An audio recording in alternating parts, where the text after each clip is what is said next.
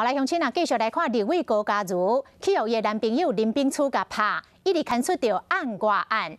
林炳初透过律师发出着声明，讲要甲高嘉瑜道歉，讲若是会使，愿意跪落来甲道歉，希望外界莫浪费伫咧废人的身上。不过有民众来压料，讲林炳初伫咧看守所甲律师会面的时阵，情绪失控，大声痛骂高嘉瑜，佮指控高嘉瑜甲摕400万的现金，也佮有名牌的手表啊。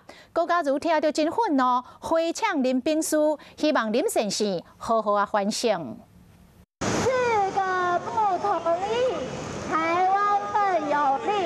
民进党立委高嘉瑜慢慢恢复公开活动，要挺公道。因过前男朋友林炳书利用会见律师的机会，指控高嘉瑜摕伊400万块，要一粒落嚟手表啊。到现在还是谎话连篇的话，我想法律会让他付出代价。那这些不实的指控，我们律师今天也会提出诽谤罪的告诉。那我想一罪一罚。林炳书嘛透过律师声明，讲对社会、对厝内人、对高委员会室内，若会使话愿意跪落去会室内，并非十恶不赦，只是一时保守情压起来。无道控制家己去拍人，不过这毋是借口，心内充满悔恨。不要搁说讲唔能浪费伫废人身上。有在灵堂殴打你吗？是因为赖副总统不出席的原因吗？